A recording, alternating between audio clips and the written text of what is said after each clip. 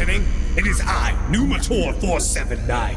According to our studies of your puny mammalian race, we discovered you like very good coffee. And while it is our evolutionary purpose to cause you psychic torment, we want you awake and vivacious to give it. So try our new blend from Spring Hill Jack Coffee, Reptilian in the morning. Our proprietary blend of lightly roasted cacao husks will have you immediately energized upon emerging from the pain cloaca with all your slippery new eggs. Thanks, honey. Hot, I'm cold-blooded. Thanks to Spring Hill Jack and last podcast on the left, I'm ready to get out there and eat some babies. Get out of the way, Hillary Clinton. There's no place to escape to. This is the last podcast. On the left. That's when the cannibalism started. What was that?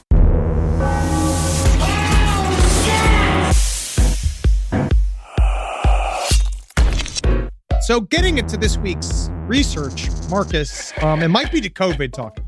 Could be. You're day 4, right? Day 4, COVID. Deep in it. It's helped, I think. I think it helped me understand this topic. Eddie, you don't know what's coming for you. Yeah. There isn't, I don't know what a vortex is, so that might need to be explained to me. It's a lot of math. I'm going to bring out, I hope you brought your TI-89 for middle school. But what do you do? All right. Mysterious triangles, covered them before. Yeah. But what do you do when the haunted triangle is the entire state? Yeah.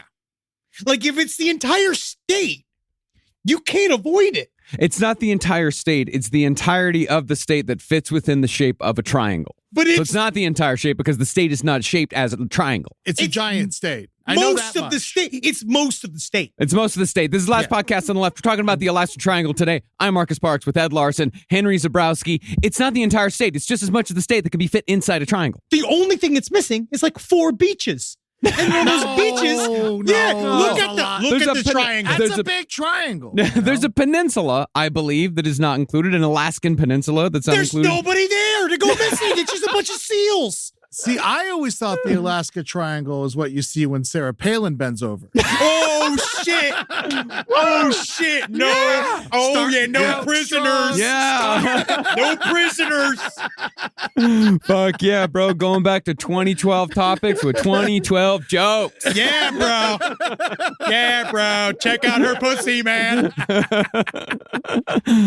Now, out of all the wild and woolly triangles around the world, there's so many triangles. There's 12.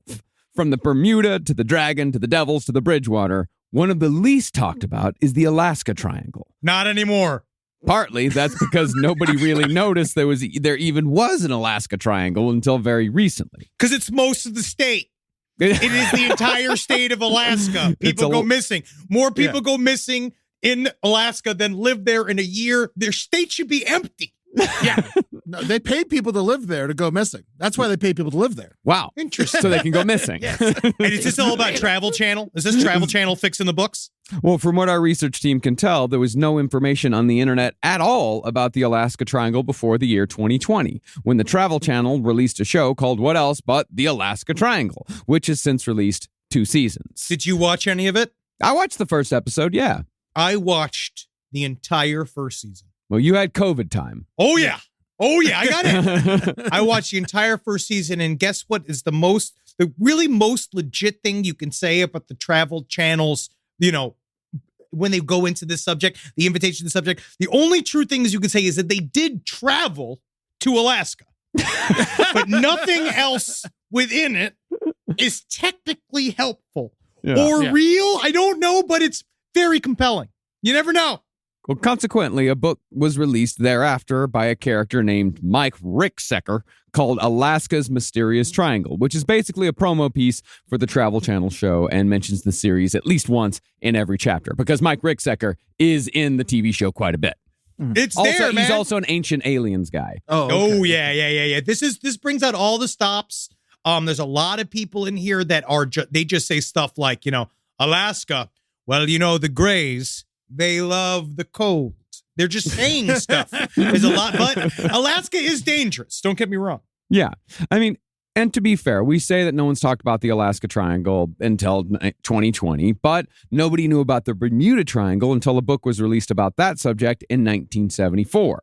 And the Bermuda Triangle is now as much a part of our collective consciousness as Bigfoot or crop circles. Everyone knows what the Bermuda Triangle is. Yes. But we do know, yes, while there is a mysterious vortex that lies in the center of the Bermuda Triangle that allows people to travel through wormholes, we do also know the main problem with the Bermuda Triangle is ocean farts.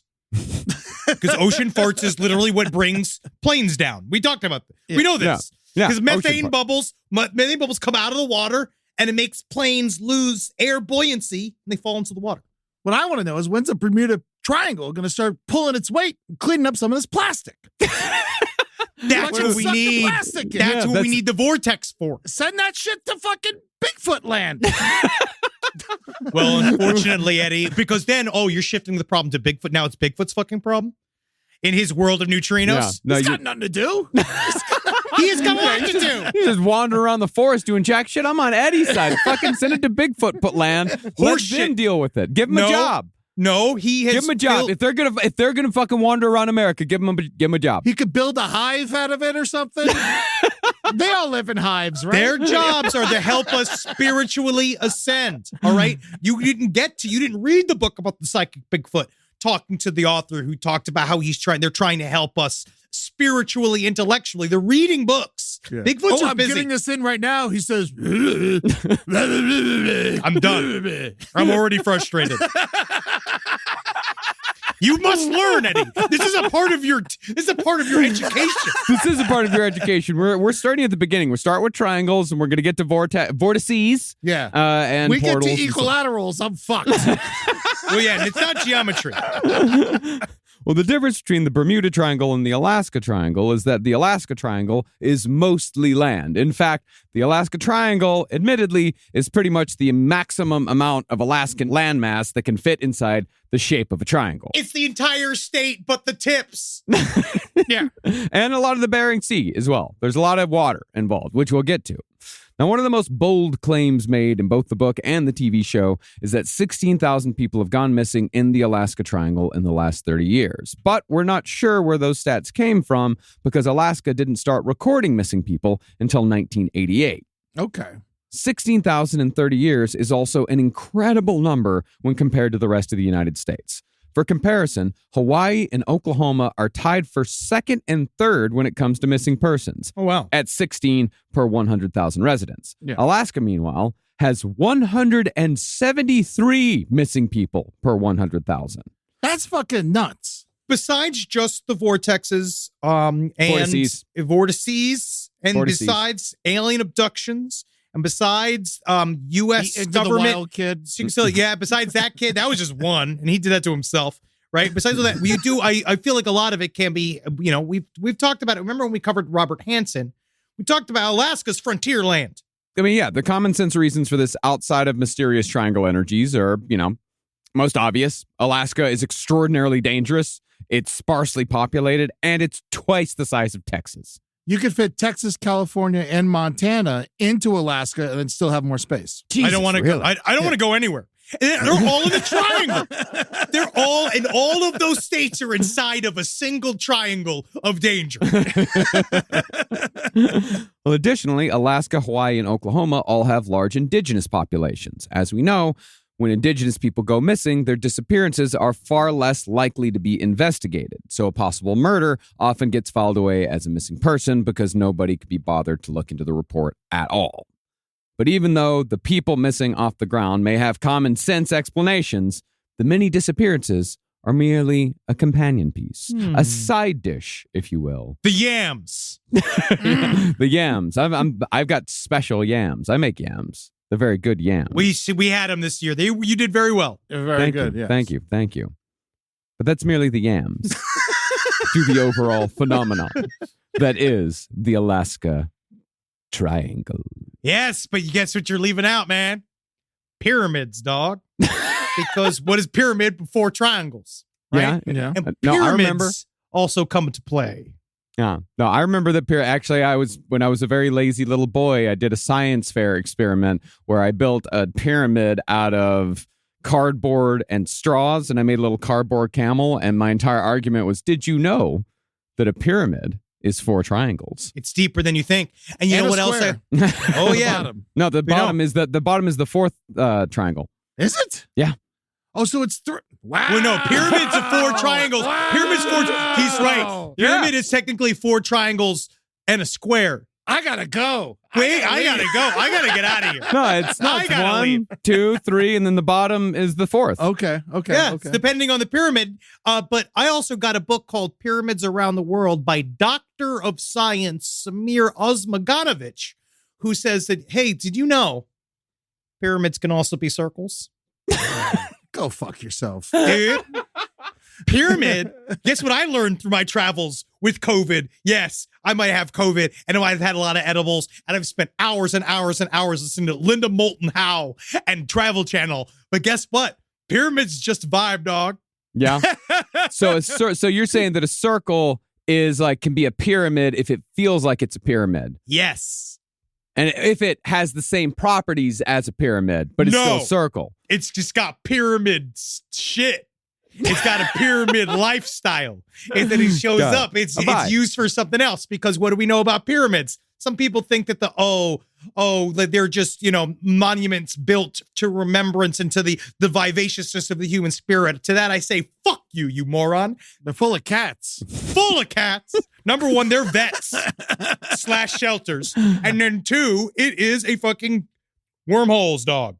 And do you know that triangles naturally create energy? Is that true? Yep. Absolutely. Now, when it comes to the definition of a wild and woolly triangle in the paranormal world, it usually refers to a gateway or window of focused, unexplained activity. Usually, they encompass missing planes, ships, and people, in addition to cryptids, hauntings, UFOs, and other analogous phenomena. The most famous, of course, is the aforementioned Bermuda Triangle, which was chronicled as far back as 1492 as a place where strange things happen. Yep. None other than Christopher Columbus recorded erratic compass readings. Erratic.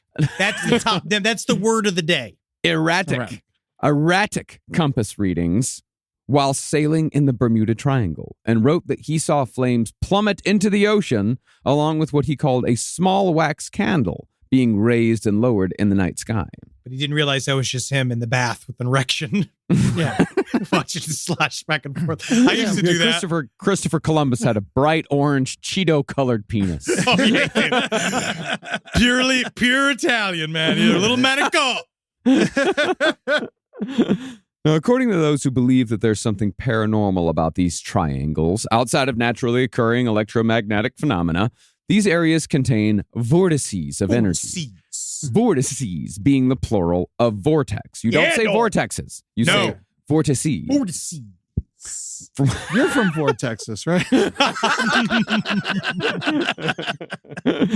Vortexes is where the anime convention is held every year. Yeah. Well,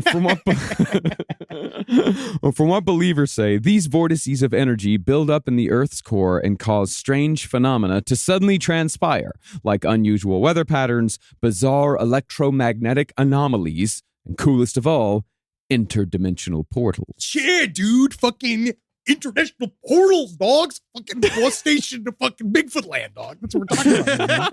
This stuff is very stupid, but there is maybe it's got something to do with, yes, some vortices are created by natural rock formations.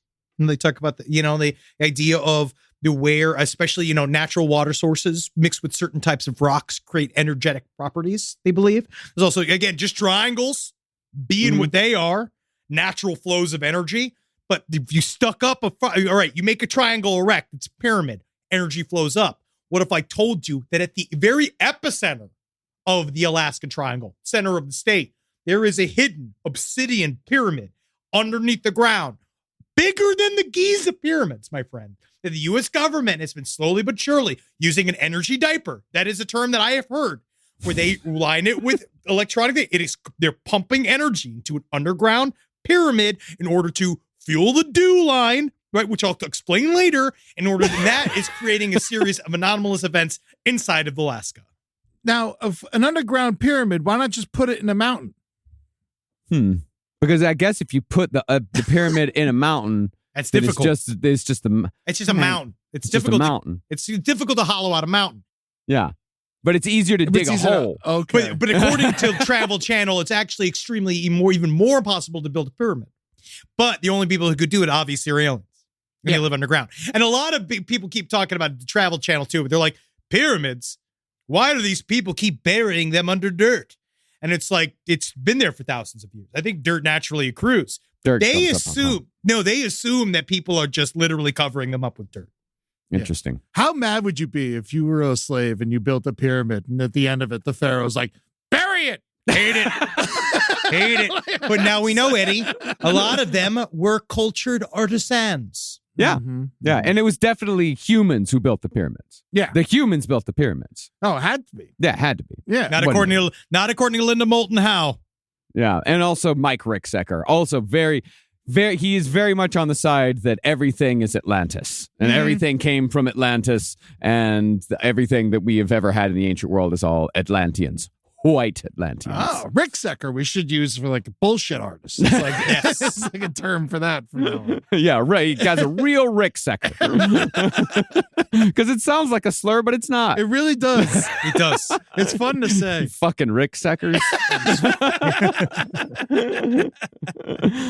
Well, that last phenomena, the interdimensional portals, that brings us to our first story of the Alaska Triangle. Because when there's possible interdimensional portals, there's also going to be stories of airplanes vanishing from the air without a trace. Popping in and out. Now, according to Mike Ricksecker, Alaska is particularly sensitive to the creations of vortices and portals because of solar flares and the aurora borealis. Yep. Which does, in fact, interfere with electronic equipment and GPS navigation. That part is true. Alaska's closer to the sky. Yeah. Okay. Now, I just said that. I don't even know what that means. And I agreed with you because it sounded good and I assumed you knew what you were talking about. Well, there's high mountains there. I mean, technically, those could be closer to the sky. Yeah. The only thing I do know is about the obsidian pyramid underneath the dirt of Alaska. It's the only thing I actually know about today. And the dew lines. Yep. I'm into it. Yeah. Now, one might say that the aurora borealis just makes exploration and travel in Alaska more dangerous because proven scientific phenomena plays haywire with the instruments humans use to locate and orient themselves, especially in the sky. Nope. But from what Mike Ricksecker claims, these currents of energy ebb and flow, meaning that Alaska is more prone to paranormal phenomena at certain times. And if we hadn't lost our knowledge from the ancient world, mainly from Atlantis, we'd know what the fuck all this was about. But we did, and we don't. They paid a big, I guess they wiped themselves out with their own thermonuclear device. We know this to be true. They all wiped themselves with their own thermonuclear device, and just as some, deserts are now green spaces and some green spaces are now deserts, so too did Atlantis become buried underneath the flood, in the antediluvian flood. Oh. Just pick it up Atlantis. Eddie, just pick it up as you go. When Each time you go, just let in what you can let in and then discard. I can relate. Now, you know that Donovan song Atlantis, right? No, I don't. You don't? I never got too into Donovan. This is the one you're going to love. I'll send it to you afterwards, way down in the ocean where I want to be. It'll tell you everything you need to know about Atlantis. Oh. When I was a kid, Atlantis was the name of the water park in Fort Lauderdale where I used to go all the time. And then, ironically, it got wiped away by Hurricane Andrew. Oh, wow. Interesting. Either way, Alaska is a place where people disappear. And while most sadly go unnoticed, some disappearances over the years have become national mysteries. Back in 1972, U.S. Majority Leader Hale Boggs and an Alaskan congressman named Nick Begich took off. It's the worst name I've ever heard in my life. Terrible name. There's a lot of bad names today, I think. Yeah. Hale Boggs, Nick Begich. Ricksecker. Ricksecker. They took off from Anchorage, Alaska at 9 a.m. on their way to Juneau for a fundraising drive, following a well-worn flight path in a twin-engine Cessna. But before their plane reached the Portage Pass, communication was lost and the plane disappeared from radar. Alaska. Triangle. The largest search and rescue mission of the day was mounted soon after, which logged 3,600 man-hours and covered 325,000 square miles. But despite all efforts, no sign of the 4 passengers nor their plane was ever seen again. Alaska. Triangle. Now, yeah, they might have flown through a portal. Yeah. But what's interesting is that while Mike Ricksecker's whole argument is that wild shit happens in the Alaska Triangle, he still pushes a bit of conspiracy on the disappearance of Hale Boggs. He just can't fucking help himself. Apparently, Hale Boggs had dissented against the Warren Commission in 1963. Targeted his fucking back. When they concluded that Lee Harvey Oswald and his magic bullets had been the only factor surrounding the assassination of JFK. Why it took 9 years for the government to retaliate to this dissension is unclear. They never forget, man. They never forget, and they want to wait till you forget, dog. And by that point, everyone had forgotten about the JFK assassination. Yeah. So why not let it, it's already went under the radar. And so not even think about it. It's all, it was 9 years. That's a long 9 time. years. Mike Ricksecker also hints that because Boggs was of Croatian heritage, he may have been targeted by Serbians for reasons that are unclear. Jealous of Alaska. While the podcast Missing in Alaska about the disappearance of Hale Boggs revealed that a mafioso told the FBI that the plane had been bombed. And nothing is more reliable than an out-of-work mafioso. Nothing, you always listen, they're always not full of shit. Yeah, you guys remember Hale Boggs? You remember that Hale Boggs? I did that. He's part I of the did that. Fairbanks gang. Yeah, you know how it is. Wait. You know what they say? No, he's swimming with the penguins. That's what we do. It's dangerous above Alaska, but it's funny because each guys, they always say this too. They're all like, and there is no way the plane would ever go missing on Alaska. It is one of the most observed areas of space. That's what they say, the flight area of Alaska. Yeah, right? We're about to get into that. Because the disappearance of Boggs' plane was but one of many in the Alaska Triangle, and it is by no means the most mysterious. See, it would be very easy for a small Cessna to disappear into the Alaskan wilderness. There's not a lot of mystery there. But the same could not be said of a Douglas C-54 Skymaster. According to Travel Channel, the most important plane to have ever been built. Most important plane? More than Air Force One? It was used a lot. The most important plane model. Oh, okay. No, they said that this one plane was one of the most important special planes. They did. I'm only here. I watched that episode. They made no such claim. They said special plane. This plane could talk. Your COVID. Wow, I'm really seeing how much your COVID brain is really like filtering shit through. I don't know what's gonna come out. Well, in January of 1950, a Douglas Skymaster took off from Elmendorf Air Force Base near Anchorage, bound for Montana, with dozens of people aboard. The Douglas, one of the most used military aircraft of the day, had a 100-foot wingspan, 3 times larger than the average Cessna. But just as the plane passed over the small Alaskan town of Snag, I know, Snag, Alaska. Yeah, that's an awful name. Alaska's full of skagway. Yeah, Gufton. That's a good name for a town. No, it happened when one of the pioneers' wives got her panties stuck on a fucking walrus. Name it Snag. Name it Snag. After my wife's vagina. Well, as the plane was passing over Snag, it disappeared from radar and was never seen again. Now remember, this was 1950, right when the Cold War was heating up. And since Alaska is right next to Russia, the sky above Alaska is one of the most surveilled places on the planet. So for a plane like this to just disappear was a big fucking deal. And it was not in the military's best interest to leave a plane with possibly sensitive material aboard lying around in the wilderness for the Ruskies to find. Because they're right Or there. should I say the Ruskies? The Ruskies. They're right there and they're waiting. And because we also it's the DEW line, right? So the DEW line was a series of radio towers that are supposed to warn us if the Ruskies are coming over to bomb us. So they ping. So it's extra surveilled, and they don't know how it could remotely be possible. But now that we saw that when we blew those objects over the sky in Alaska, and we went to go look for it at the beginning of this year, last year, we couldn't find jack shit. So the dew line is power. That dew line that is there to look for, Russian missiles. That's powered by the Obsidian Pyramid underground. The Dark Pyramid, yeah, absolutely. Doug Muchley, he talks a lot about it, and it's like powered by energy. The conduit is an energy diaper. Yep. I mean, I read all about this, and we don't know exactly how to do it. We just know that if you put energy into the corners of the pyramid, it actually flows out of the tip much harder. So it's cum. Yes. Yeah. In a sense, isn't everything. Protons. It's protons. But even though every effort was made to find the Douglas, no trace of the crew nor the wreckage was ever found. In fact, people are still looking for the Douglas. A couple of years ago, a bunch of guys put a bunch of drones out into Alaska to explore unreachable areas. Found nothing. Yeah, it's just fucking gone, dog. It's big. It's a big state. Yeah. But it's a big plane.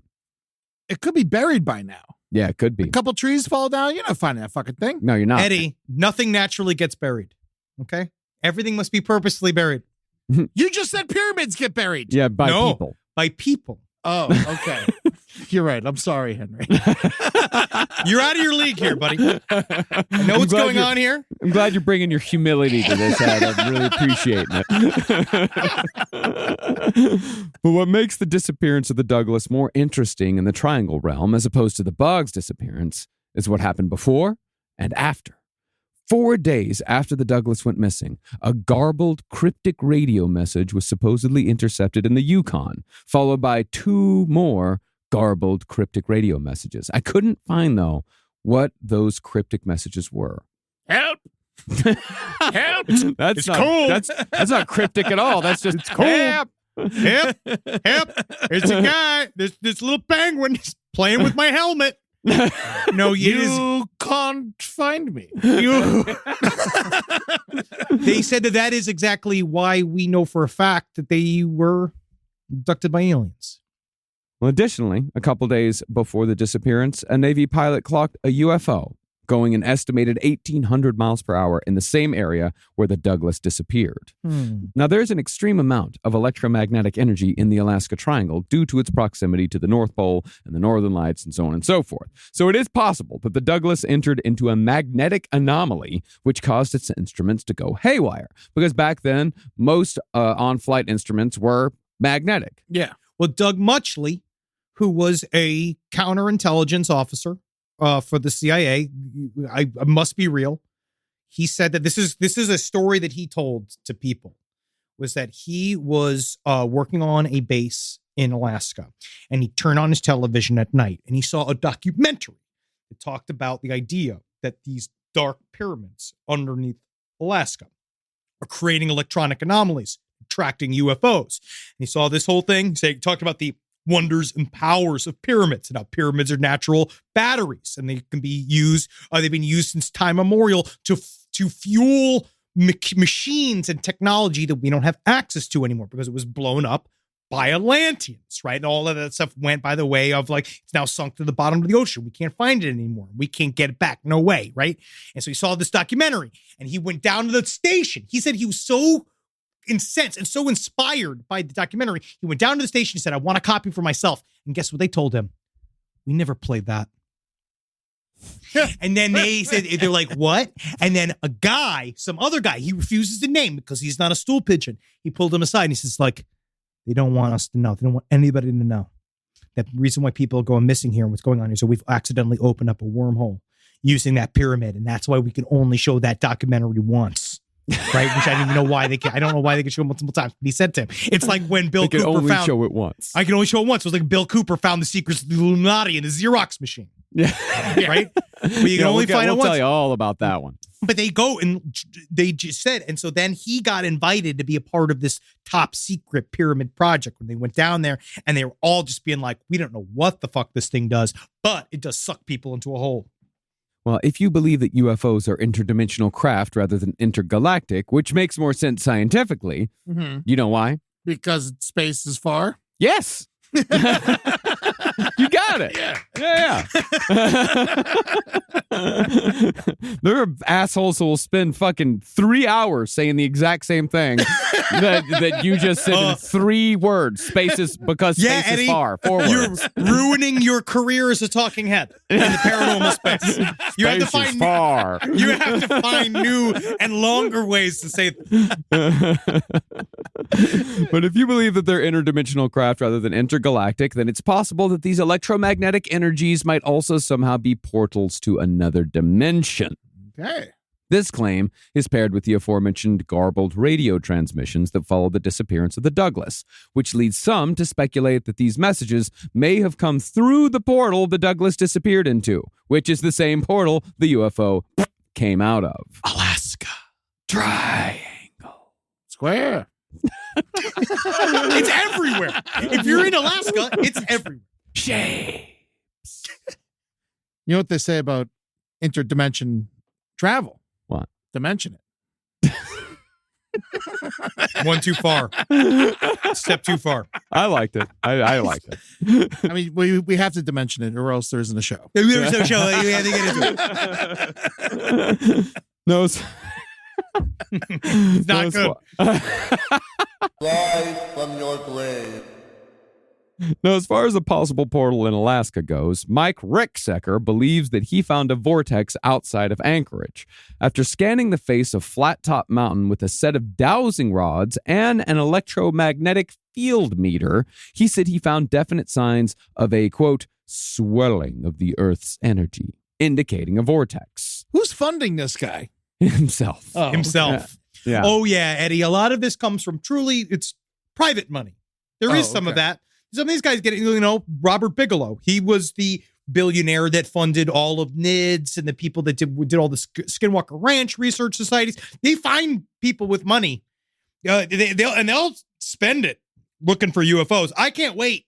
Yeah. Have you funded any searches? I gave MUFON plenty of money. I gave him too much money. That doesn't mean because Mike Ricksecker found the vortex outside of Anchorage that a bunch of UFOs are suddenly going to spurt out of a mountain, because a vortex is not a portal.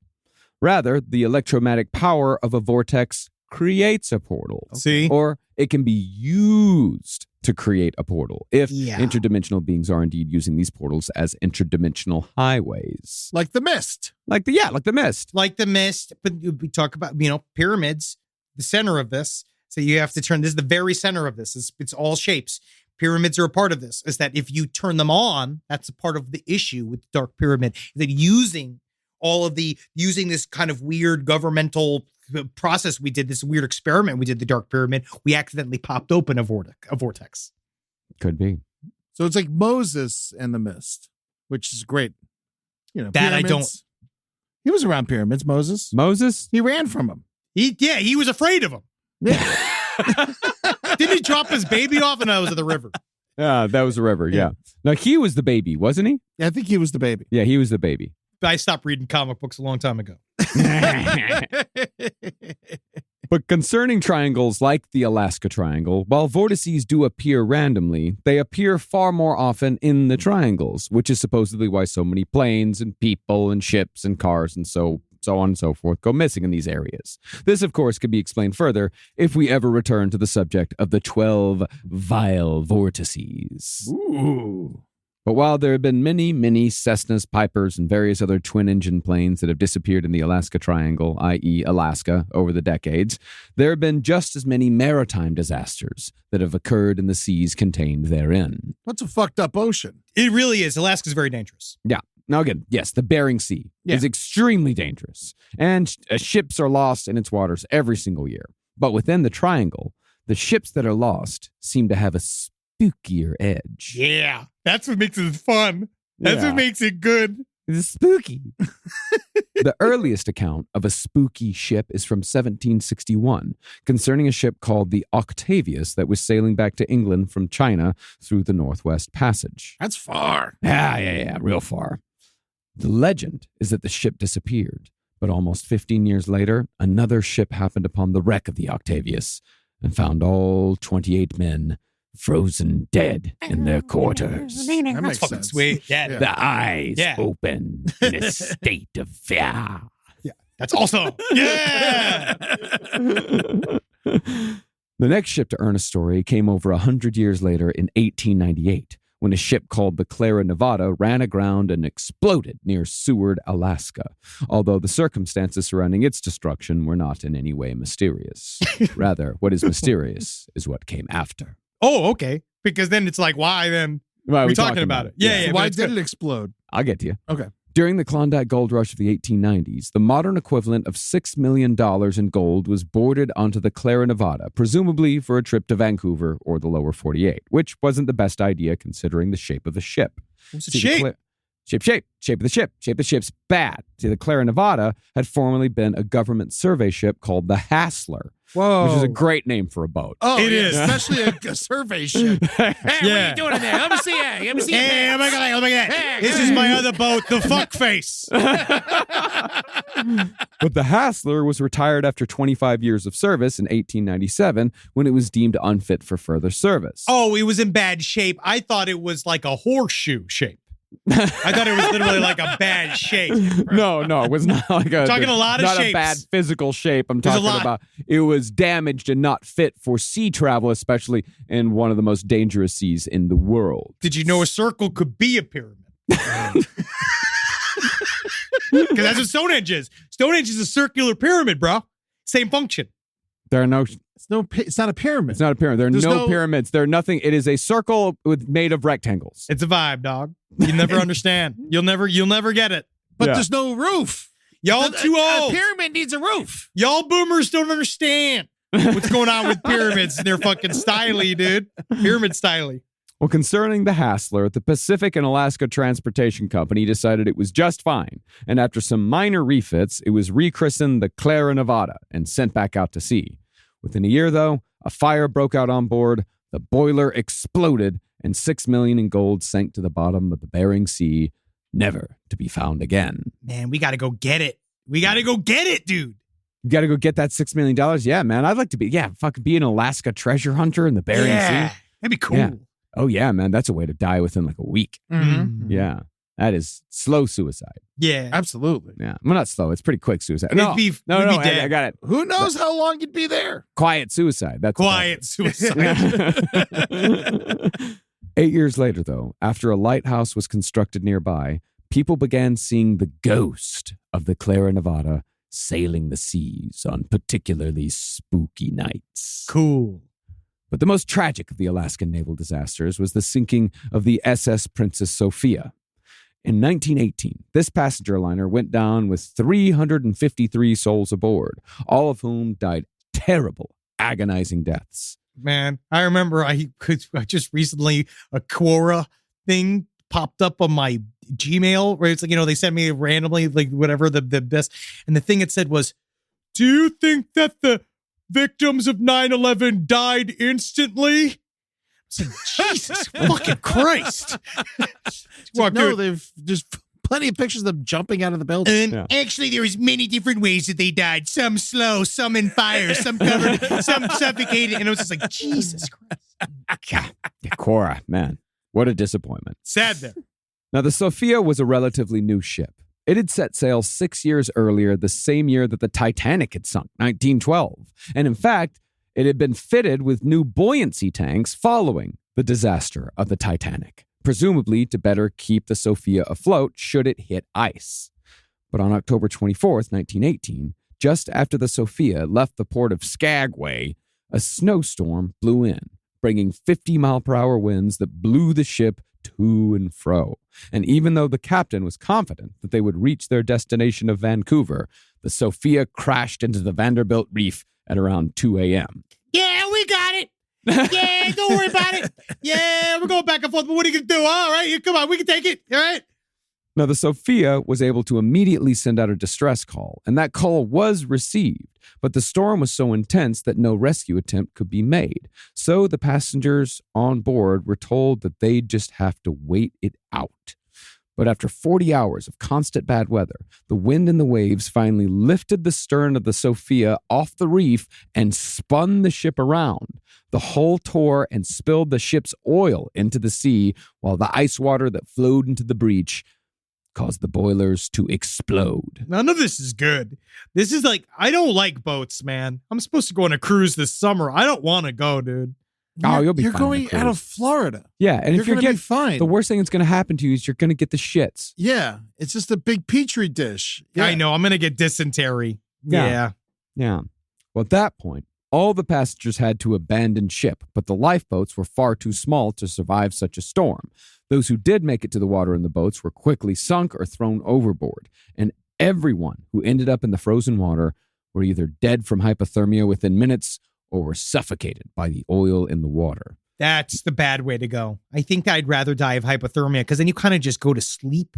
I think that's how it goes. Sidestorieslpotl@gmail.com. I'm pretty certain that you just kind of slide into nothingness when you have hypothermia, where it's like if you're choking on oil while you're swimming, it's bad. That's a bad I mean, way. either way, it's a fucking horrible. Yeah, it's a horrible death. Yeah. But hypothermia, you just kind of go to sleep. Now, well, I guess. I guess if They I s- had to choose a horrible way to die, cold to death is the best. Cold to death is way better than hot to death. Yes. Yeah, that is true. Yeah. We covered this elderly couple that got steamed to death on Side Stories this week. Oh. Ooh. Yeah.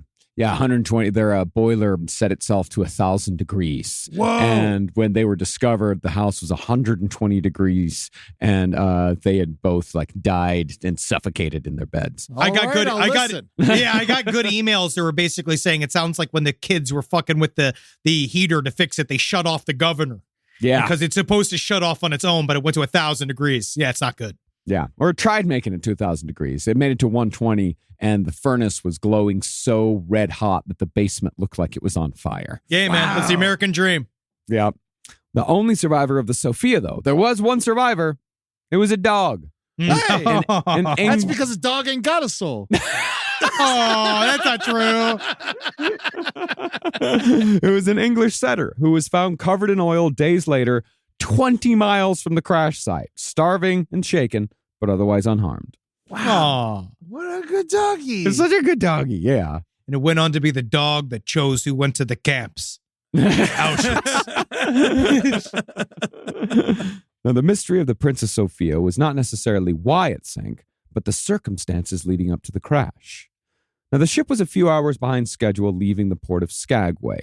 So it could be, they would go fast, try to make up some time. But the captain, a one Leonard Locke, was pushing the ship at almost 3 times the normal speed through a labyrinth of dangerous islands, islets, and fjords. Hey, man, it's all about making good time, dog. One hand on the bottle, one hand on the wheel. This was also in the middle of a storm that was so bad that visibility was brought down to 0. Therefore, by the time the ship slammed into the Vanderbilt Reef at 11 knots, it was 1.5 miles off course. The question is why this 25 years a master maritime pilot was being so reckless. Could it be that he was trying to escape something? Could it be? Or could it be that he was chasing something? Alaska. Try. This is at the tip. This is usually the tip of one of these triangles, man. Another interesting aspect of the Alaska Triangle is its long-lived ghost ships, namely the abandoned USS Baychimo, a.k.a. the ghost ship of the Arctic. It's sad because we did want to do a whole series on ghost ships, but they really just kind of show up. Yeah. I mean, to be clear, ghost ships in this context, they're not the ghosts of ships. Yeah. They're abandoned ships that drift through the seas. Yeah, exactly. I do find them interesting. Yeah. But it is just, we were going to do a whole episode of it, but it's really just a boat floating there. Yeah, And with so shipping there's containers. not a lot of meat in the episode, Not a lot of stories. It's just a boat. Someone goes like, oh, we don't need this boat no more. And then they leave the boat. And the boat just keeps floating. Well, they might die mysteriously, but we'll never know. And we have no idea what happens inside of it. But now it's just a boat drifting. And so, yes, on one level, it is extremely mysterious and it's very compelling. But if you do a 45-minute episode about something, you can't just have it be a boat floating there because a lot of boats just float there. Yep. Why not sink them? The ghost ships? Yeah. I Because think they're good people like boats. I think people like having them around. I mean, they're kinda good fun. boats. Yeah, The yeah. boats are fine. The boats have held. Yeah. Well, in the case of the ghost ship of the Arctic, a 1,300-ton cargo ship called the Baychimo got stuck in the ice in the year 1931. So the crew had no choice but to go ashore and make camp. A month later, a blizzard dislodged the ship from the ice when the crew wasn't looking, and it was briefly lost. The crew found it soon enough, but abandoned it after unloading its cargo of valuable furs, thinking it would soon sink. Instead, the USS Beichimo survived for decades, drifting about the Arctic seas. While sightings of it were in the dozens, every so often a crew would try to board the ship and commandeer it.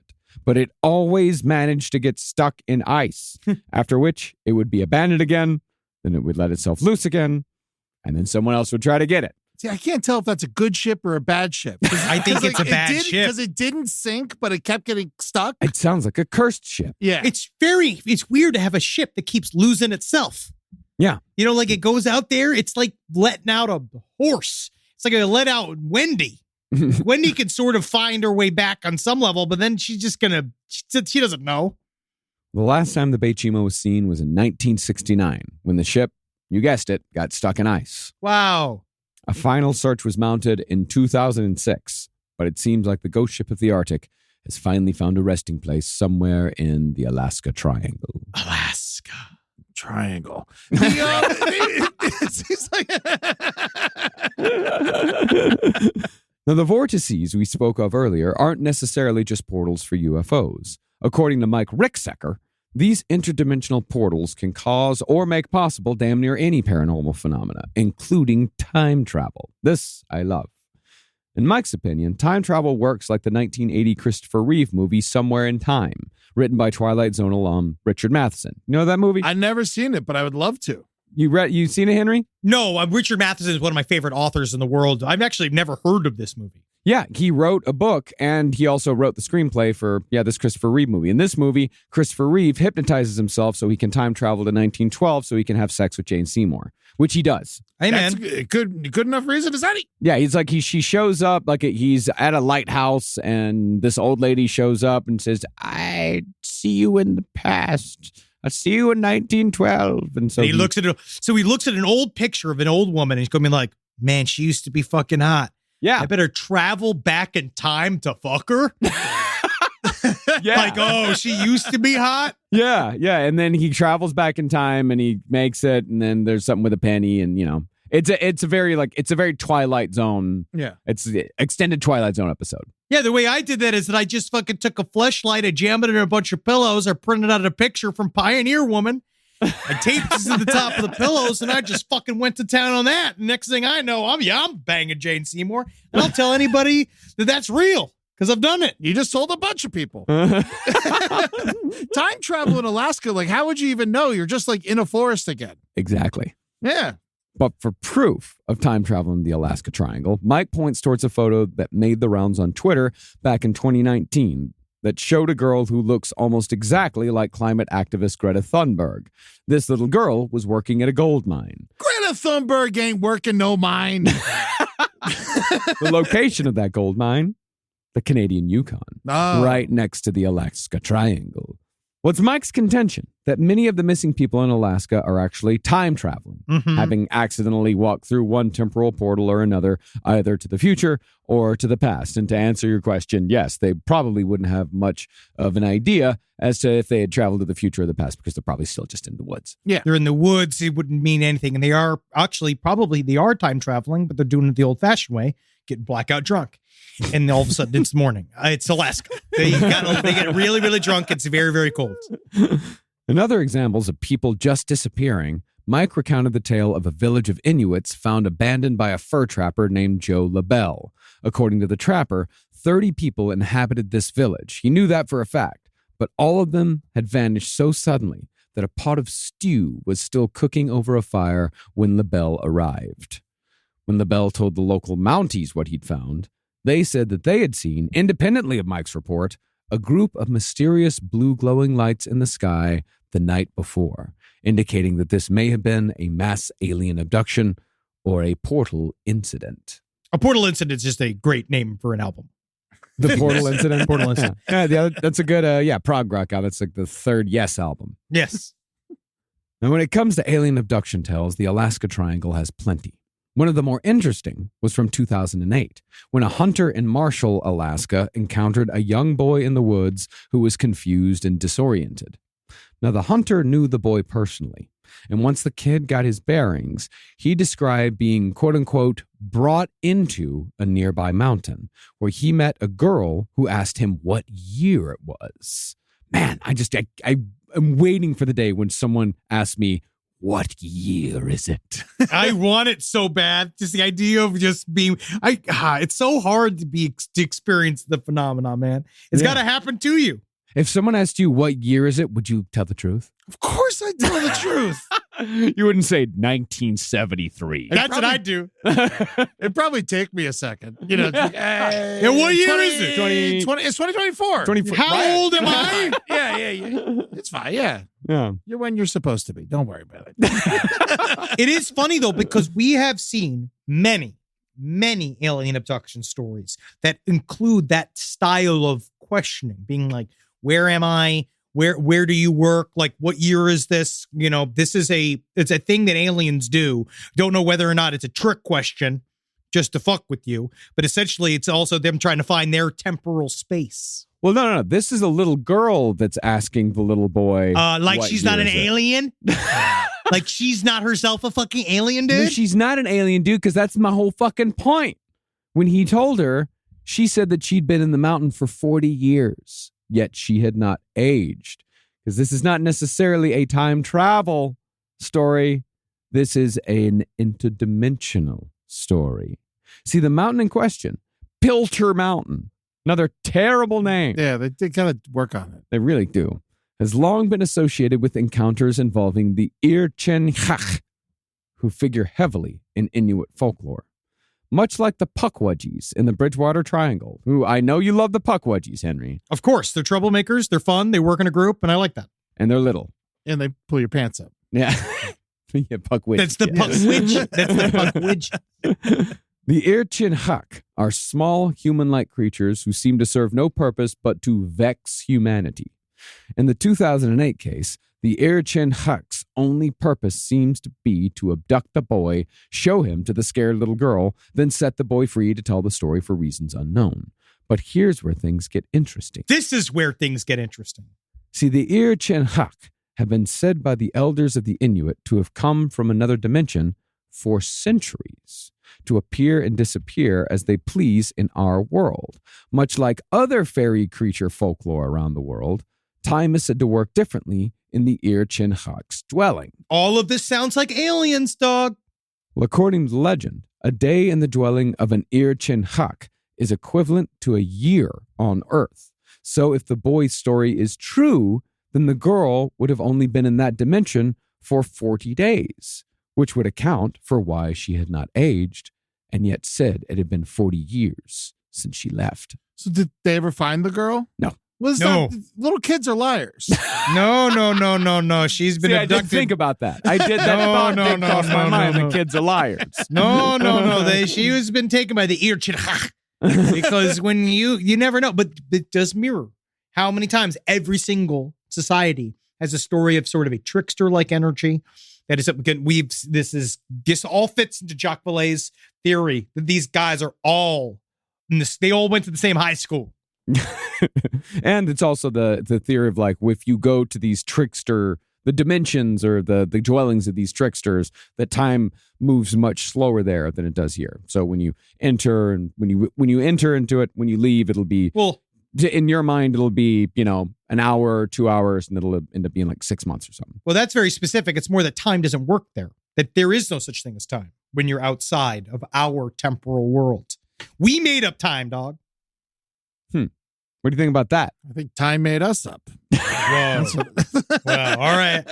Now we're going to get into it. This is it. All right, I go. I'm ready to fight. But while there's plenty of interdimensional beings on the ground, from what the legends say, there have been dozens, if not hundreds, of legitimate UFO sightings in the air above the Alaska Triangle, including a rare encounter with a passenger jet. We just blew one up. Yeah. In 1886, Japan Airlines Flight 1628 encountered a UFO in the Alaska Triangle. Pilot Kinju Tereuchi saw unidentified lights that were keeping pace with the plane, but when he radioed the sighting to Anchorage Air Control, they reported no other active flights nearby. Suddenly, 2 UFOs appeared in front of the jet and shot off lights that caused the cockpit to heat up. Then the UFOs emitted jets of fire for several seconds before stopping and joining a small circle formation of other UFOs that continued keeping pace with the plane.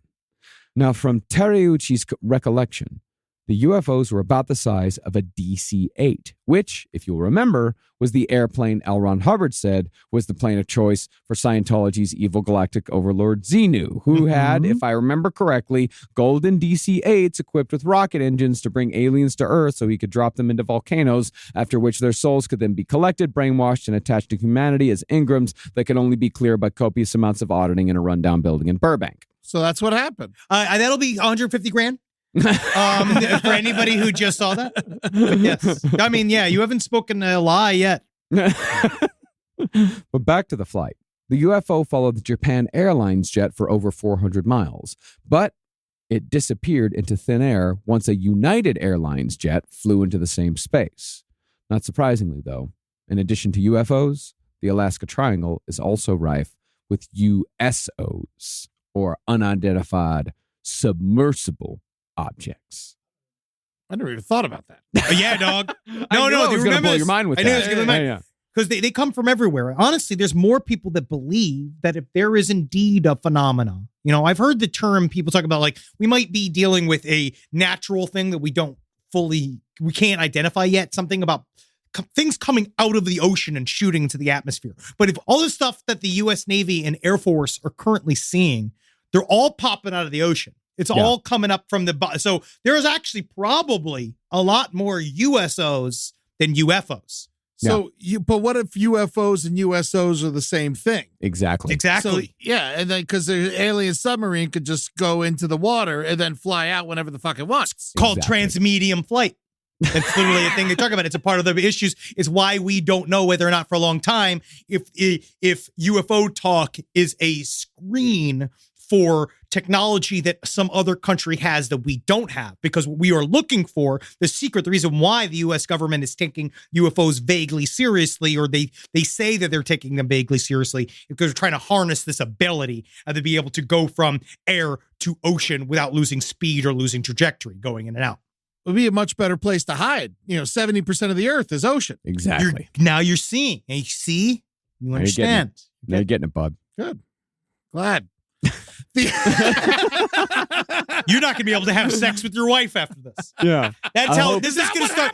Yeah. Is that what fucking happens? Yes. No. You're just not going to remember the starting lineup of the 1994 Miami Dolphins anymore. It just deletes it. It deletes a couple of things. Louis Oliver, number 25. John Offerdahl, 56. Wait, we'll try again next week. Next week. But Dwight Hollier. Rise from your grave. Well, starting in the 40s, crews out at sea in the Alaska Triangle saw dark spheres rising from the ocean before flying away, red-orange elliptical UFOs shooting out of the water at thousands of miles an hour, and rows of red lights floating parallel to ships before disappearing. And what we get from the emails from our listeners, and what we get, when people talk to us at live shows, our Navy people, they see this shit all the time. All the time. It is so common that now that's why they are making big changes to the reporting of seeing these things. Because again, for a long time, we were just afraid, we just didn't know whether or not it was China. And my theory is that if China had these, they'd be zapping us with them all the time. They need us. Well, for the longest time, buy all their shit. True. But for the longest time, people wouldn't report these stories because it makes made you it sound crazy, and they could, you could lose a promotion, you can lose whatever if you're saying hey, I saw some shit. But then finally within the last, I guess 5-10 years, somewhere on that, enough people have kind of come together and said we really need to start talking about this shit because it happens a lot. We got to look at it. We got to look at it. Yeah. A fucking, an airline pilot might even be grounded if he said hey, I saw some weird shit out there. Not anymore, man. They need those pilots. Yeah, they do. No. Yeah. Oh, yeah. I saw a real, man, my pilot to the last flight I took coming back from Raleigh, he just looked so tired. And then I was just oh God, it was just be careful, man. You got to fucking go to sleep, man. That's why you always got to smuggle cocaine with you. Oh, yeah, I always do. And I go, I'm hey, you want to read it too? You want to fucking Colombian pick me up? Want some bump? You want to keep up? You want You want a bump? You want a bump? Bump. Go to meet me in the bathroom. But even Next though thing you have- know, I'm fucking this pilot, sucking my dick for cocaine. Hey, man, Sky Miles. Just nice. I never licked a man's neck so much. But even though UFOs always play heavily in triangle lore, a similar phenomenon, if we're talking interdimensional beings, is the consistent appearance of cryptids, both land and waterborne. Yes. Now, it's probably not surprising that because there's so much wilderness in Alaska, they got their own Sasquatch. Oh, yeah. Of course they do. It's known locally as either the Stick Man, the Hairy Man, or the Bushman. Did you see those guys? Honestly, they did a great video with Jenna Jameson back in the day. To the Inuit, the Bushman is known as Nantinuk, and written accounts of the creature go as far back as 1786. I personally believe that if Bigfoot as a physical creature exists anywhere, it would be in Alaska. Yeah. Yeah, it's impossible to search all of it. Yeah. It's extremely difficult. But as opposed to the more peaceful and solitary Bigfoots in the Pacific Northwest or Florida, the boreal Sasquatch is, like other cold weather squatches, like the Yeti and the Wendigo, it's highly dangerous. Yeah.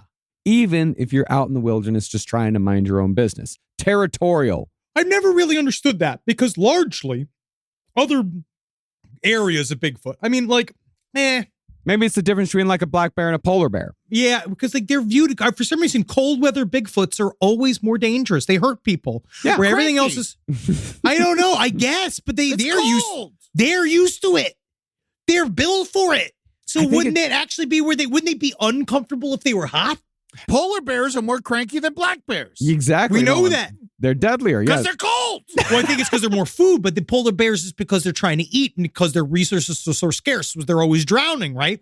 When we're doing that to them. Where I feel like with Bigfoots, they are largely vegetarian. They probably eat birds, squirrels. They're not eating people It's for not meat, vegetarian. but they're what they are. Well, gorillas don't eat omnivores. people for meat. Hippopotamuses are vegetarian. They kill the fuck out of people. Yeah. But just because people are there, because you're fucking with their Yeah. babies. I don't Yeah, know. you show up, you're going to get fucked up. Yeah, you that might is true. You might be onto something. It's true. Much more. They have to be much more territorial because there's a lot more space they can afford to be. Yeah. Yeah, Bigfoot in the Pacific Northwest can't really afford to be all that territorial. What with the encroachment Yeah. of people? More liberal politics. Yeah. They know that if anyone sees him, they're bringing more people. They're going to come kill him and his family. So he Mhm. I fucking agree. kills them first. Maybe. Well, the most well-known story comes from 1905, when a guy named Albert Petka encountered the Bushmen in an unprovoked attack which happened either on shore or on the boat where Petka lived in the Alaska Triangle.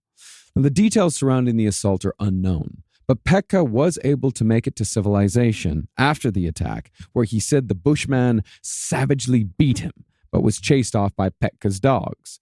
Petka then died of his injuries without giving any more details. Bigfoots are notoriously scared of dogs. Yeah, they really are. It's a strange thing. Yes. 23 years later, a man named John Meyer, known locally as the Dutchman, was assaulted near the town of Ruby in Alaska. Just like Petka, the Dutchman was savagely beaten in an unprovoked attack, and again, the dogs chased him off. But also like Petka, the Dutchman only made it far enough to say it was the Bushman what done it, before he too expired. But what's interesting about the local Alaska Triangle cryptids is that Mike Ricksecker managed to tie one in particular to his time portal theory. That, of course, is the Great Thunderbird. I just did this on Tears of a Clown. Thing about Thunderbirds is it's just a big bird. Thunderbird. Yeah. It's just a very large bird. Or a car driven by an Italian man. Whoa. Like many indigenous tribes in North America, the Inuits have legends of massive birds. And it's Ricksecker's theory that these so-called big birds were really airplanes that got caught in the time stream. All right. I like that. That It's to a me, theory. that's creative. That is right? a creative Because they think theory, they're yeah. seeing big birds, but they're seeing time traveling airplanes. That's a good way to flip it around. That's a good way to confuse somebody at a dinner party. And like you say that thought, if you're saying that shit, that Thunderbirds are just future planes that went through time portals, that's how you know you've lost everyone. Well, the only animal they saw in the Andes were the condors. Yeah, So Sure. it could, are there condors up there? Maybe. I would imagine there's some very large birds up there somewhere. Oh, There's yeah, bald I bet eagles you. up Yeah. there. Yes. Yeah. Well, the strangest legend among the Inuits, though, are the Kushtaka, a.k.a. the Otter Men. This shit is my favorite shit because I've never heard of the otter men. I didn't know otter people was a thing. And what I love is one of my favorite factoids the Travel Channel dropped, which is that, do you know, more often than not, the kushtaka can be invisible? And that doesn't mean they aren't there. They are just hidden by their abilities to be invisible ottermen. Well, they make themselves known when they want to make themselves They go, known. Are the otter men like little tiny dudes or No, they're huge. Really? Yeah. Similar to the skinwalkers of the American Southwest, the otter men are shapeshifters, but appear as half man, half otter. Most of the time they just sit there with like the blocks going like that. They do the little arms, the little block things. Otters will fuck you up. Too. Yeah, Yes. they will. They're 8 feet tall, and they have glowing eyes, needle teeth, and long tails. But what makes them truly disturbing is that they have human hands and feet. That sounds like more otter than man. Yeah, sure. You So, said half and half. Oh, sure. Interesting.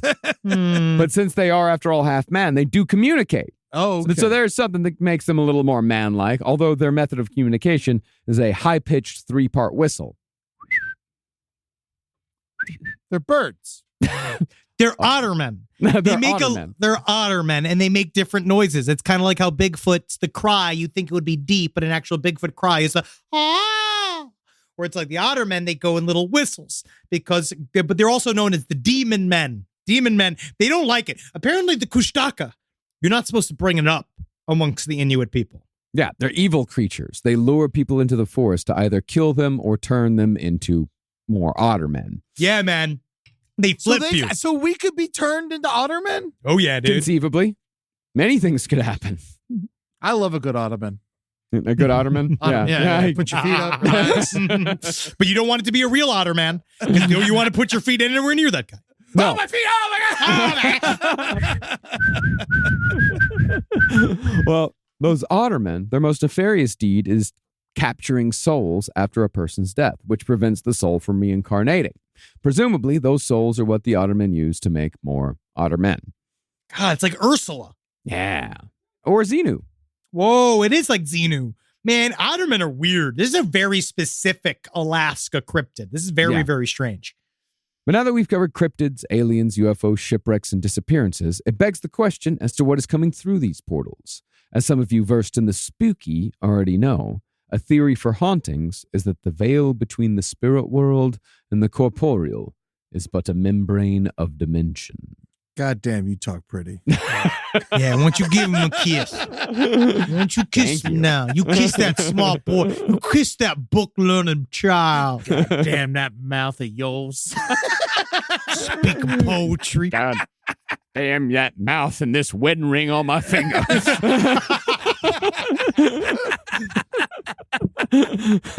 Now, being as it is a state of tragedy, Alaska is a haunted place. Extremely haunted. Of all of the phenomena that we're talking about, because the kushtaka is interesting because people do freak out, right? They don't like the kushtaka, and it's a thing that if you bring up, apparently you can get into a fight, right? And if you go to a locals only bar in Alaska, but this place is for certain haunted as balls. Yeah. One of the most haunted buildings in Alaska is the historic Anchorage Hotel, which is one of the few buildings in Anchorage to survive the Great Earthquake of 1964, which killed 131 people and destroyed much of the city. But out of the many ghosts hanging around that hotel, one of the more famous is Black Jack Sturgis. Oh, yeah, he always splits tens. Yeah, Black Jack. See, Black Jack was the police chief in Anchorage in the early 1920s, but was shot in the back and killed with his own gun. His murder was never solved, but it's said that his ghost returns to the scene on the anniversary of his death to search for clues as to who killed him. That's it. Man, he just Sounds like he continues. dropped his gun. Yeah. It just bounced off of a rock, and it's just him constantly finding himself. Oh, no. Something fuck. bit me. Something bit me. In addition to Blackjack, guests at the historic Anchorage have reported other ghosts, including that of a woman who hanged herself after her fiancé left her for the gold rush, a happy little boy prancing about. You can't kill me again. You can't kill me again. I'm in hell. And an insane old woman, gibbering and jabbering. Was that her name? Yeah, gibbering and jabbering. No, she's from Gibbering, Alaska. Her name's Jabbering. Yeah. But from what it seems, hotels are the haunting hotspots in Alaska, as both the Captain Cook Hotel and the Alaskan Hotel in Juneau have both reported high amounts of ghost activity. I would put it towards the fact that it's a lot of seasonal workers. Yeah. Everything changes. People come in. We referring to what I actually know. So we're talking about the Robert Hansen episodes, which is the idea that people come in and out. There's a lot of tragedy, a lot of sex workers coming in. They also follow the trail of people that are the seasonal workers. They're the oil people, the people that work on the various places like that are only open in the summer months in a very, very cold place. And so there is a lot of tragedy. There's a lot of murder. There's a lot of crime associated with these frontier towns. Where everyone's hammered, lonely, and crazy. Yeah. Yes. Yeah. It's a bad recipe. It is. When the Captain Cook, the ghost of a woman who died by suicide in a bathroom, reportedly haunts the hotel as a poltergeist, causing doors to fly open and faucets to turn on and off. And yet, no maintenance crew has ever been able to find a practical reason behind either phenomenon. As far as the Alaskan Hotel goes, it's haunted by the ghost of a woman who was murdered in room 219 by her boyfriend, again, during the gold rush. And it's said she still inhabits the room to this day. Just like, couldn't you have killed me in San Francisco? There was also the case of a sailor who stayed in the most haunted room in the hotel, room 315. Supposedly, the sailor was so scared of what he experienced that he threw himself out of the window of the room, and the walls of his room were found to be covered in blood. Fuck yeah. This happened in 2007. Yeah. But the sailor has since recovered from his ordeal. Oh, he didn't die? No, he jumped out the window and survived. It was probably second story. Yeah. So there was blood on the walls, even though he jumped out the window. Yeah.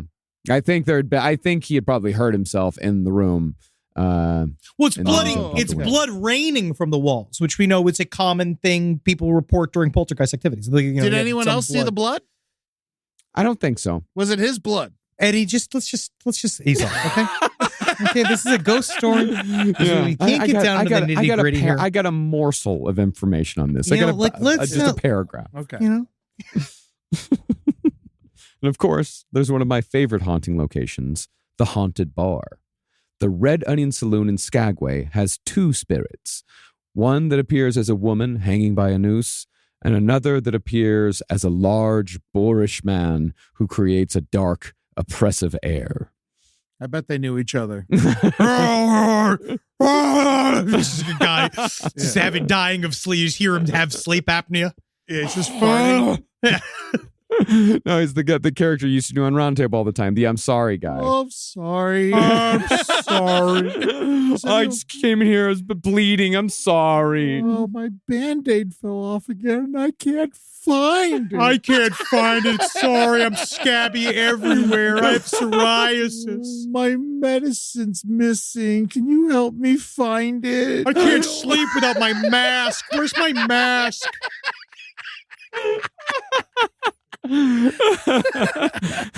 Now, some of you out there might be saying, so what? Fuck you!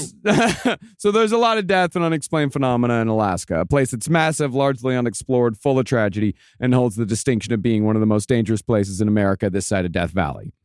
Some of you might even be saying, okay, granted, there's these portals and vortices, but what do you do with an Alaskan triangle? You film a Travel Channel television show there. Apart from that, what do you do with it? I mean, I think we need to add this. We need to make it a square or something. We got to figure out because it is not. Maybe make the triangle smaller. Well, according to some, the United States government is taking full advantage of the increased electromagnetic properties in the Alaska Triangle through the High Frequency Active Auroral Research Program, aka HARP. You will let me inside of my website, www.jesseventura.com. I can't do it right. But remember when he tried to get into HARP? and they kicked him out. He spent a whole episode. He spent a whole episode outside of the HARP because HARP it's 100% real. It's a legitimate project that operates out of a very real research facility. And yeah, Jesse Ventura did once stand outside of its gates and just yell and yell and yell. I want in there. Let me in there. Let me in there. It's like, no, that's why we built the fence. I know, and I even made an appointment to arrive. I even made an appointment, and you won't let me take the tour. Because you can take a tour of HARP. But this is the problem, is that we want to get we covered the conspiracy theories behind HARP back in the day. It's like episode 20 or something. Back when it was like fresh. But now it's so hard to do the conspiracy theories about it because it's so obviously not what's happening, because it was mostly out of a misunderstanding of what the fuck was happening at HARP. Well, officially, it specializes in analyzing the ionosphere, which is the portion of the atmosphere that stretches from 53 to 370 miles above sea level. And HARP is no small operation. It's 360 radio transmitters and 180 antennas covering over 30 acres of land near Gakona, Alaska. And at the heart of the facility is a very impressive-sounding phased array radar that emits radio waves. In other words, there's some serious shit going down at HARP, or at least some very involved shit, stuff that sounds scary. Yeah, it's stuff that's used to mind control us from Alaska, and it's sending messages into the minds of the American people in order to help us to believe that what the fucking president says is real. It's a mind control device, and they're beaming it everywhere, dog. It's why everybody gets the new iPhone, man. It's fucking, we're slaves to it, dude. You did just pull one up. That did prove your point. No. And not like the 16, when we saw the photo of like someone said that the out of the United Airline flight, that the door, whatever it was, the Alaska airline flight, Alaska. Don't besmirch United. Nor Delta. Yeah. I mean, but Alaska Airline, the side of the airplane fell off, and they found an iPhone that landed unscathed from, quote unquote, landed unscathed from 16,000 feet, which I think is a plant. I think it's a fake. I think it's an advertisement from fucking Apple. Absolutely, because everyone knows you drop it out of your pocket and it fucking cracks. Cracks. My thing's a goddamn mess. Yeah. Yes. Yeah, and you're playing right into it because you've mentioned this on 3 different shows and have given Apple free advertisement every single time. No, dude, it was before. I didn't actually say it on the shows, but Apple, I mean, they could pay us. You could pay us if you wanted to, but I still think it's a fucking psyop, dog. Any coincidence that it's Alaska Airlines? Exactly. Oh, shit, bro. Exactly. Fucking put it in there. Oh, yeah, you. Well, amongst other projects, we're talking about HARP, their current research experiments as of 2 years ago, and these research experiments are too complicated to go into outside of their names, are the moon bounce, the Jupiter experiment, and a partnership with UC Berkeley called STEVE. Oh, man, that sounds like a Disney show. Yeah, that's strong thermal emission velocity enhancement. STEVE. Oh, Steve. Okay. But basically, one of the things that they do is they are working on a communications satellite. I believe the goal is to bounce messages off the ionosphere in order to, it's about communication and radio communication. Yeah. I believe that. But the reason why HARP is connected to conspiracy thought is that its inception is tied to the Cold War, where many government conspiracies, especially the true ones like MKUltra, come from. Basically, projects like HARP were being used to emit extremely low frequency waves, ELF waves for short, to communicate with submerged submarines. ELF projects, however, were scuttled in the lower 48 after facilities in Michigan and Wisconsin made nearby residents sterile, stupid, and riddled with cancer. It's bad. And that's enough of a conspiracy. You know what I mean?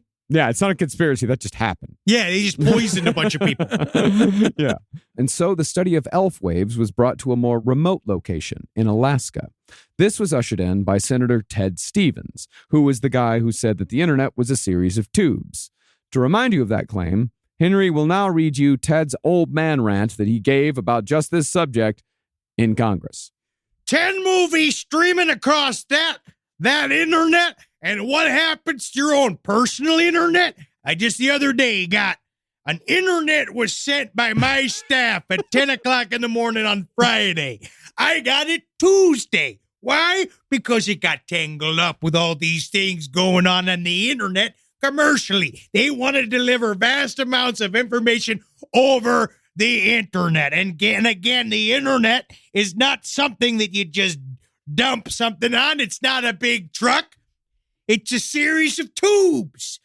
And if you don't understand, these tubes can be filled. And if they are filled, when you put your message in, it gets in line, right? And it goes, and it's going to be delayed by anyone that puts into that tube enormous amounts of material. Enormous amounts of material. My daughter won't call. This was the man who, at the time, was heavily involved in debates that were regulating the internet, that make the rules that form our world today. My son dresses like a cactus. Why is everybody hanging out with Care Bears? What's happening? What's a Pikachu? But Ted Stevens was also highly involved in HARP, saying in public that they were going to harness the Aurora Borealis, quote unquote, down to Earth so it could be used to solve the energy crisis. I went out there with 2 big nets. We knew we had to catch the Borealis and bring it down, put it into sacks, distribute it amongst my constituents. Each one of you will get one section of the Aurora Borealis. It's going to help your tubes. This, of course, didn't work, and all this may go a little way towards putting away some conspiracy theories when you really take a close look at who is actually in charge of this country. But after the Cold War, HARP pivoted to more scientific pursuits until 9/11. After that, it was used to study ways to counter the effects of high-altitude nuclear detonation, which would cripple low Earth satellites. But there are some who believe that HARP has far more nefarious, far more dangerous, and far more powerful functions than being a simple monitoring and research station. Most of those conspiracies say that HARP uses an antenna to manipulate the high-frequency range, which allows them to do everything from controlling the weather to controlling people. It's one of those things where if they could do this, they would be using it. I think they'd be used, but then I guess that's why, because that's what convinced us all, because the most up-to-date versions of HARP is talking about how that's what, in coordinations with the 5G crystals that have been put into our blood because of the series of war crimes called the COVID-19 vaccines that were rolled out on all of us, as that HARP is going to harness those like midichlorians from the vaccines in our blood in order to turn us into, I believe, us into trans people. No, it is changing us. I believe that is one of the actual theories. Yeah. And it's flipping us. I wouldn't harp on it.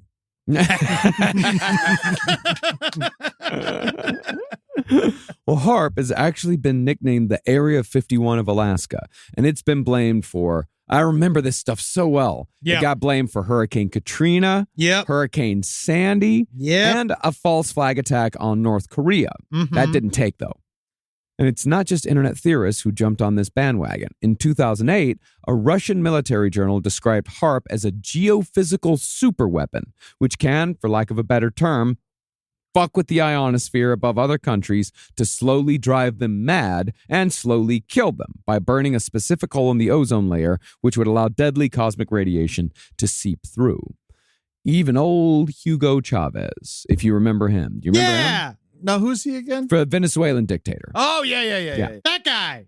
He said that the 2010 Haitian earthquake, remember that bad one that killed like 100,000 people? We all donated and they stole our money and fucking made stupid shit. Well, Wyclef Jean stole the money. Yeah. Well, Hugo Chavez said that was caused by the testing of a tectonic weapon developed by the United States. The Venezuelan press subsequently wrote that the earthquake may have been associated with Project HARP. And now we come to Dr. Nick Begich. If you'll remember from the beginning of this episode, the politician Hale Boggs, the one whose plane disappeared, was out raising money for a congressman named Nick Begich. And Dr. Nick Begich is Congressman Nick Begich's son. I hate this fucking name so much. Is that real? Is his name really Nick Begich? Yeah, I can't see how else. Or is it would Begich? Maybe Begich? it's Begich. Maybe it's like Buttigieg. Begich? It might be Begich. It might be Begich. It might be Begich, but you just see Nick Begich and you got to read it like Nick Begich. I'm looking at this now. I'm looking to see if I could. Is that you pronounce it? Nick Begich? Mark Begich. It is Begich. Baggage? It's Begich. Okay. Just check. Okay, it's Begich. Okay, so it's Nick Begich. It's still a horrible name. Nick Begich. I don't know. I just like Nick Begich. Yeah, I do too. But I'll say Begich. Nick Begich. It must be said, however, that Nick Begich Jr.'s doctor title, that comes from an honorary doctorate of medicine for independent work in health and political science at the Open International University for Complementary Medicines in Sri Lanka. So I would say that calling him doctor is very much optional. I think it's kind of fun. It seems like it's one of those where as long as you show up with a stethoscope, you're a doctor. But at any rate, Dr. Nick Begich wrote a highly critical book about the Area 51 of Alaska called Angels Don't Play This Harp. Yeah. I think we used that. Didn't we use that for back in the day when we did our harp episode? No, back then we didn't use books at all. We seriously looked shit up on the internet like a couple hours before we recorded and just went with it. That was us for like 80 episodes. I think I have this book somewhere. This is so funny. I got to get into this because it's Tesla technology. You got to forget. This is all Tesla shit. Same thing with the pyramids being used as batteries. It's this idea that you can make more energy than you want to using a small amount of energy. Yeah. Well, in Angels Don't Play This Harp, he claims that HARP is capable of firing heat beams through the atmosphere that can penetrate everything living or dead, which sounds a lot like the plot from Plan 9 from Outer Space. Yeah. But no matter its purpose, author Mike Ricksecker believes that HARP is only possible because it harnesses the energy of the Alaska Triangle. The fucking Dark Pyramid, dude. This is what I'm fucking saying. The very heart, Mount Denali, dude. And even though, it is harnessing an energy that is highly scientific and provable, the question remains as to whether there is something else happening in the Alaska Triangle which we do not yet have the methods to prove, but may sometime have in the future if we haven't already had it in the past. Alaska Triangle. It's Alaska, buddy. You got to be careful, man. Always be careful in Alaska. We have our listeners in Alaska. I want to know. I'd still love to do a show in Anchorage. I'd still love to go to Alaska. I need to go to Alaska. I want to go to Alaska so fucking bad. I got to go. I want to see some glaciers. Yeah. I want to see the whole thing. Yeah. I really want to go.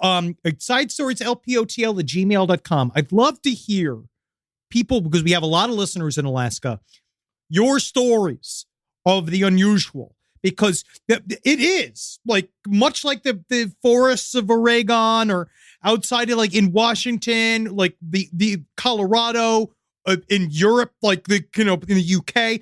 It's a very mysterious place. Yes, the Triangle might be the entire state, but it really just shows most of the state. But it just show that it's weird, and they do weird shit. And weird shit happens, and it has its own fucking Bigfoot, and it's got the fucking Otter Man, which I love. I just love the Otter Man. Otter Man's great. I'm always about him. I'm glad you can't wait to hang out with him and become one later in life. Yeah, it's a good way to flip. It's how you stay alive for longer. You become an Otterman, it'll cure this heart disease. Everything will be great. Perfect. So this is our first foray. Eddie, you've been, you're going to see more about the capital P phenomena. You're going to learn a lot this month. We're going to be doing more. You're going to get a little weird. We're going to get a little spooky. Very excited. You're going to see. We're going to a lot of aliens, a lot of fucking bullshit. Then we're going to do some hardcore true crime next month. Well, luckily, I already forgot everything we said today. Excellent. Yeah, those fucking Dolphins lineups ain't going nowhere. Stay fresh. Fuck you, Kansas City. Coming for your ass. Y'all don't stand a fucking chance. I actually thought that you guys just lost the division or whatever. We did lose the division, but the playoffs start this weekend, and we're going to Kansas City, and -4, and Tua, my man, he's never won a game in under 40 degrees, so this is going to be no problem. See what happens. They got to start working in a refrigerator. Fuck you, Kansas City, with your stupid ribs. So go check out Operation Sunshine. I love Kansas City barbecue. Don't you fucking, that is the one good thing about that fucking state. Don't you fucking dare. Don't you fucking ever dare, ever. You fucking, if I was there, there. You ever actually had Kansas City barbecue, though? I've never been to Kansas City, but I've had Kansas City. It's delicious. I know it's delicious. Kansas City I am just barbecue. talking shit because we're playing them this week. I know. There's lots of great shit. You want to say Kansas shit City. about Patrick Mahomes? He's my fucking alumni. He's an alumni? Yeah, to he's you? he's Texas Tech. Oh, well, he looks like a squid. Wow. Yeah. No, Take you go. that, You go piece to. of shit. You fucking fly into Lubbock. You fly into fucking Preston Smith International Airport. First thing you see is a big picture of Patrick Mahomes advertising for McGavick Nissan. Oh. McGavick. He's getting all the big contracts. Getting the big ones. He's I think crushing since it. that was a few years ago. I think since he's won like Super Bowls, he doesn't answer McGavick Nissan's calls anymore. Not because as much. They use a frog as their mask. McGavick. Yeah, I think he got sucked up. Yeah. I don't think that he's. Because I think there was a comedy club in Lubbock that was also frog based. Was that place called Gags? Croaks. I think it's Yeah, Croaks. It's called like Froggy's Flip Room. I know there was a karaoke. Giggin. Yeah. Yeah, I know Giggin. there was that karaoke bar in the strip club called Adolph's. Oh God, that's great. But check out Operation Sunshine #4. It's out there. Go and buy it. Local comic book store. It's the end of our first run. We're gonna have 4 more coming out in 2 months. You're gonna see it's gonna complete the sequence. You got anything else to plug? You're about to go do shows in Phoenix. That's right. I'll be doing shows tonight and tomorrow. I get to perform while the Dolphins are beating the Kansas City Chiefs. That's going to be very annoying for me. So come and watch me struggle on stage. I'll be at Stand Up Live. And in this week, the brighter side, we talk about the Florida Triangle, the Everglades. Oh yeah. Lots Wow. of plane crashes in that too. Tons. Oh, yeah. So many plane crashes Skunk lately apes. with all of us. Lot A lot of of people skunk dropping off drugs. Oh yeah. They go mission, they never get found. I don't know where that cocaine went. Hail Satan. Oh, again. Hail Inuits. Cool. Yeah. Yeah, good. they're Yeah. great people. Yeah. Bye. Wow. This show is made possible by listeners like you. Thanks to our ad sponsors, you can support our shows by supporting them. For more shows like the one you just listened to, go to lastpodcastnetwork.com.